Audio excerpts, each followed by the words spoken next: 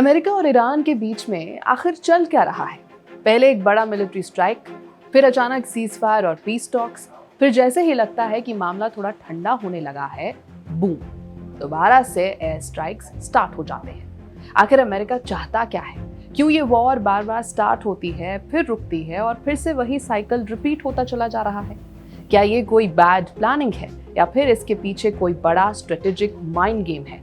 आज इस पूरे जियोपॉलिटिकल मैट्रिक्स को डिकोड करेंगे। नमस्कार, मेरा नाम है श्वेता शर्मा और सबसे पहले ये समझते हैं कि वॉशिंगटन का मेन अल्टीमेट गोल क्या है। अमेरिका यहाँ 4 मेन ऑब्जेक्टिव्स को टारगेट कर रहा है। सबसे पहले न्यूक्लियर थ्रेट एलिमिनेशन। यूएस किसी भी कीमत पर ईरान को न्यूक्लियर वेपन्स डेवलप नहीं करने देना चाहता। दूसरी बड़ी वजह प्रॉक्सी नेटवर्क डिग्रेडेशन। ईरान के जो रीजनल प्रॉक्सीज हैं जैसे कि हिजबुल्ला, हूती और बाकी आर्म्ड ग्रुप्स, उन्हें कंप्लीटली न्यूट्रलाइज करना। तीसरा बड़ा main goal economic security. World's biggest oil trade route यानी कि स्ट्रेट ऑफ हॉर्मुज को ओपन और सेफ रखना। और सबसे जरूरी deterrence without ground invasion. America Iran के अंदर अपनी मिलिट्री भेजकर कोई लंबी कॉस्टली ग्राउंड वॉर नहीं लड़ना चाहता। वो चाहता है डेटरेंस यानी बिना पूरी वॉर लड़े अपना दबदबा बनाना। तो फिर ये स्टार्ट स्टॉप का पैटर्न क्यों चल रहा है? पॉलिटिकल साइंस में इसे बोला जाता है कोअर्सिव डिप्लोमेसी। इसका मतलब है मिलिट्री फोर्स और पीस टॉक्स अलग अलग चीजें नहीं हैं, बल्कि एक ही गेम के 2 टूल्स हैं। जब अमेरिका देखता है कि डिप्लोमेटिक टॉक्स स्टक हो गई हैं, तो वो मिलिट्री प्रेशर बढ़ा देता है।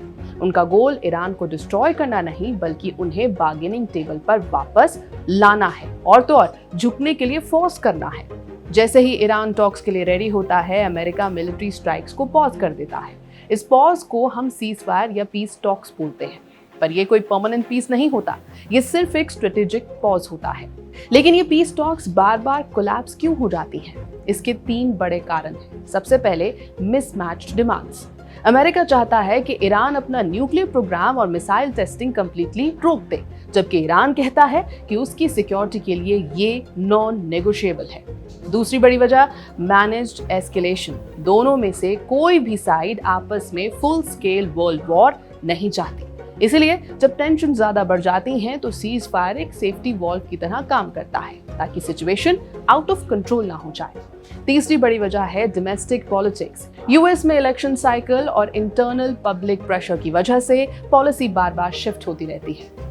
यानी कि अमेरिका और ईरान के बीच जो चल रहा है वो कोई अनप्लान्ड कंफ्यूजन नहीं है, ये एक high stakes geopolitical chess game है, जहां बॉम्ब गिराना और पीस टॉक्स होना दोनों एक ही स्ट्रेटेजी का हिस्सा है।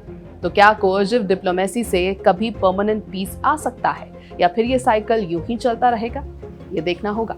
यह है एबीपी लाइव, मेरा नाम है श्वेता शर्मा।